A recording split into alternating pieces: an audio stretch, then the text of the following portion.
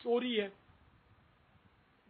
مطلب یہ کہ جو مہلکات ہیں نا ان کا جاننا بھی ضروری ہے، ورنہ اتنے گناہ ہو جاتے ہیں نہ جاننے کی وجہ سے کہ جس کی انتہا نہیں. اس طرح وہ باطنی علوم تو جیسے توکل ہے، اخلاص ہے وغیرہ، اس طرح کے علوم جو ہے جن کا تعلق باطن سے ہے. ریا تو خیر اخلاص کی ضد ہے، ضد کہہ لے گی نا ریا اخلاص کی.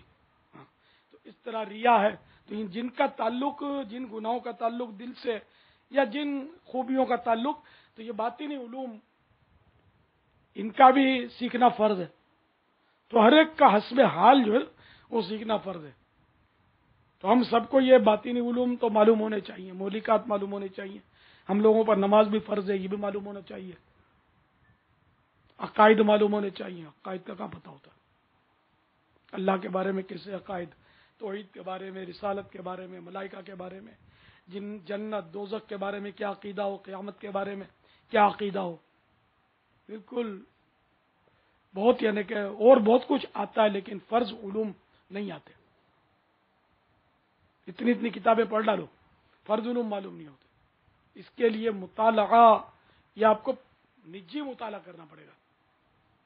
جیسے کہ بہار شریعت، فتح رضویہ، احیاء العلوم، یہ سب مالا مال ہیں فرائض علوم سے. بہار شریعت تو فتح رضویہ تو یہ زیادہ تر اس میں فقی، لیکن باطنی بھی ہیں، بہت ہیں باطنی، ضمنن ہیں، مولکات بھی ہیں، بہت سارے مولکات کا بیان ہے. اور احیاء العلوم میں مولکات کا ہے. فقی مسائل میں وہ چونکہ امام شافعی رحمۃ اللہ تعالی علیہ کے پیرو ہیں، سیدنا امام غزالی، تو حنفیوں کو تو شافعی فقہ سیکھنا چاہیے. ہاں شوافع جو ہیں ان کو چاہیے کہ وہ احیاء العلوم کے بھی مسائل جو ہیں اس پر بھی عمل کریں. امام غزالی بہت بڑے عالم تھے، 5ویں صدی ہجری کے مجدد تھے. تو ہم کو سب کو کوشش کرنی چاہیے کہ فرض علوم آ جائیں. آپ درس نظامی بھی کر لیں تو تخصص فی الفقہ بھی دھکے مار کے مطلب نکل جائیں. علم سے عالم بنتا ہے، سند سے نہیں بنتا. جو فرض علوم نہیں جانتا وہ تو فاسق ہے، عالم تو ہو ہی نہیں سکتا نا. وہ اگر کوئی بولے کہ میں عالم ہوں، علامہ ہوں، اور اس کو فرض علوم معلوم نہیں ہے تو وہ عالم نہیں ہے. یہ ذہن میں بھلے سند سے کیا ہوتا ہے؟ سند تو اب گھر بیٹھے مل جاتی ہے، بہت ہر چیز کی سند مل جاتی ہے کم و بیش.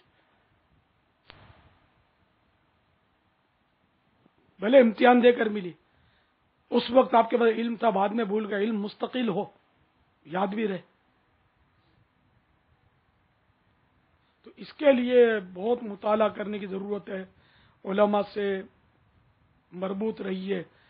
جو سمجھ میں نہیں آتا تو فاسألوا اہل الذکر ان کنتم لا تعلمون، اور تم نہیں جانتے جاننے والوں سے پوچھو. اس آیت قرآنی پر عمل کی نیت سے پوچھ لیجیے، معلومات کرتے رہیے. واللہ تعالی اعلم ورسولہ اعلم عز وجل وصلی اللہ تعالی علیہ وآلہ وسلم. صلو علی الحبیب صلی اللہ تعالی علی محمد. باپا ابھی جیسے آپ نے ارشاد فرمایا کہ اگر کوئی بات نہ آتی ہو تو پوچھ لیں. وہ بعض اوقات ایسا ہوتا ہے کہ جیسے چند مطلب علماء ہی بیٹھے ہوئے ہیں یا چند اہل علم ہی بیٹھے ہوئے ہیں، ان کے درمیان گفتگو چلتی ہے، کوئی کسی مسئلے پر بات آتی ہے، تو اس وقت کوئی بات سمجھ میں نہیں آ رہی ہوتی، لیکن وہاں پوچھتے ہوئے بہت شرم آتی ہے. بابا کیا کرنا چاہیے باپا؟ اس لیے شرم نہیں آتی کہ یہ سوچیں گے یار اتنا بھی اس کو نہیں پتا ہے نا. وہ اعلیٰ حضرت امام اہل سنت رحمۃ اللہ تعالی علیہ کے ملفوظات میں ایک صاحب کا تذکرہ ہے. وہ فتوے چیک کروانے کے لیے اور کچھ مشورے کرنے کے لیے حاضر ہوئے تھے. تو اعلیٰ حضرت فرمایا کہ مجھے ذرا پرائیویٹ وقت چاہیے سب کے سامنے. تو اعلیٰ حضرت نے پھر اس کی مذمت فرمائی تھی کہ علم ایسے نہیں آتا، علم عاجزی کو چاہتا ہے.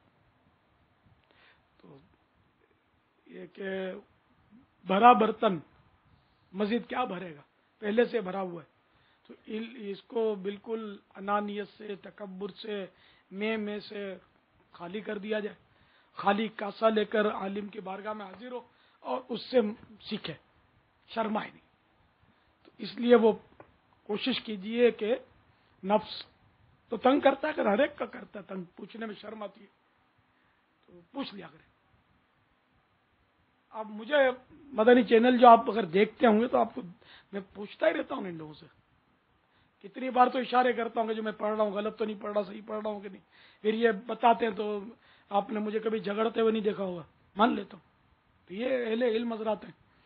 تو یہ کہ چھوٹے باپ کے بنو تو بہت سیکھ لو گے. تو میرے پاس علم کہاں سے آیا؟ اگر تھوڑا بہت میں بول لیتا ہوں تو کہاں سے آیا؟ میں پڑھا ہوا تو ہوں نہیں، ایک دن بھی نہیں پڑھا میں نے. درس نظامی جس کو بولتے ہیں نا، وہ ایک دن کیا 1 گھنٹہ بھی نہیں پڑھا میں نے، 1 منٹ بھی نہیں پڑھا. اگر بولو تو یہ بھی صحیح ہے، پڑھا ہی نہیں. تو یہ کہ پوچھ پوچھ کے کتابیں پڑھ کے بھی سمجھ نہیں آیا تو پوچھتا رہتا ہوں، انہی لوگوں سے پوچھتا رہتا ہوں. تو الحمدللہ آپ کے سامنے بیٹھ گیا ہوں. اللہ کا کرم ہے، اللہ کا احسان ہے.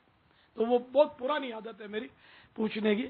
تو الحمدللہ گزارا ہو رہا ہے، کرم ہے اللہ کا.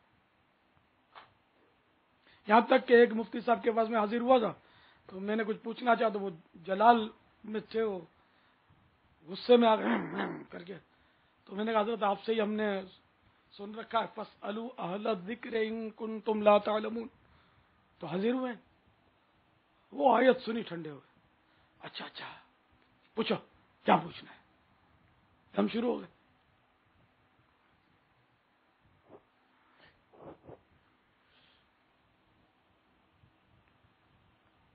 مگر پوچھے اس سے جو واقعی اہل علم ہو، اس کی شناخت ہونی چاہیے. ہر داڑھی والا اہل علم نہیں ہوتا، نہ ہر مسجد کا امام کوئی اہل علم ہو، یہ ضروری ہے. عالم ہو، عالم مفتی بہرحال مناسب ہے. مفتی ہو نا، وہ واقعی مفتی ہو، جس کے آگے مفتی لکھتے ہیں بعض اوقات. ان ایسے مفتیوں سے بھی میرا واسطہ پڑا ہے. کئی سال پرانی بات ہے، ایک صاحب جو مفتی بھی ان کے ساتھ لگتا ہے، استاذ العلماء، پتہ نہیں کیا کیا، بہت مشہور شخصیت کے مالک تشریف لائے تھے سفر سے. اب لوگوں نے وہ گھیر کر سوالات کرنے شروع کیا، میں بھی وہاں موجود تھا. اب میں نے دیکھا وہ چوکے چھکے لگا رہے تھے جوابات میں. پھر میں جواب دوں یہ بھی شاید میری کھچائی ہو جائے. تو میں نے کہا حضرت تھکے میں کوئی سوال نہیں کرے گا.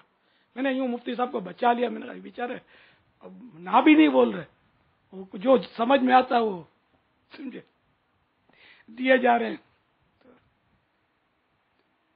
کیا کریں آپ؟ تو یہ بہرحال مفتی کی شان کے خلاف ہے. مفتی کو نہیں آتا تو اس پر فرض ہے کہ وہ انکار کر دے. غلط سلط مسئلہ قصدن بتائے گا تو یہ تو جہنم میں لے جانے والا کام ہے، حرام ہے. ہاں اس نے سوچ سمجھ کر درست جواب دیا اپنی دانست میں، اور پھر غلط پڑ گیا وہ جواب، تو اب بھی پتہ چلنے کی صورت میں اس پر فرض ہے کہ اس کا ازالہ کر دے کہ جو میں نے وہ بتایا تھا وہ غلط تھا اور درست جواب یہ. تو فرض ہے، ورنہ تو اس پر تو جہنم کی وعید ہے اگر اب ازالہ نہیں کرے گا تو. اور تاخیر بھی نہ کرے، فوراً ازالہ کرے. تو یہ بالکل اٹکل سے، اور وہ ڈبل ہے، وہ اپنی عزت بچانے کا. بہت سارے امام صاحبان آپ میں بیٹھے ہوں گے، عوام پوچھتی ہوگی تو آپ کو یوں ہوگا یار امام صاحب کو اتنا مسئلہ بھی پتہ نہیں ہے. تو ایسا نہ ہو کہ آپ وہ چوکا چھکا لگا دیتے ہوں. نہیں، آپ منع کر دیں تو نوکری نہیں جائے گی انشاءاللہ. اس سے چلی بھی جائے تو کوئی بات نہیں، روزی اس مسجد میں ہی لکھی ہے وہ نہیں، کہیں بھی روزی مل جائے گی. روزی کی ترکیب کے لیے ایک دم اٹکل سے غلط سلط جواب دے دینا. امام مالک رضی اللہ تعالیٰ عنہ کے بارے میں ایک روایت ہے کہ ان سے 40 سوالات پوچھے گئے. 40 سوالات پوچھے گئے تو 32 سوالات کے جوابات میں آپ نے فرما دیا لا اعلم، مجھے نہیں معلوم. امام مالک جن کے لاکھوں کروڑوں ماننے والے مقلد، اور دیکھیں 32 اور 8 کتنا فرق ہے. نہ ہی بولتے تھے مجھے نہیں آتا نہیں آتا نہیں آتا نہیں آتا نہیں آتا، میں نہیں جانتا. تو اس سے کیا ان کی شان میں فرق پڑا؟ بلکہ شان میں فرق پڑا تو پلس کی طرف پڑا نا. فرق پڑا تو انہیں کی شان بڑھی. جبھی تو یہ واقعہ ہم نے ذکر کیا.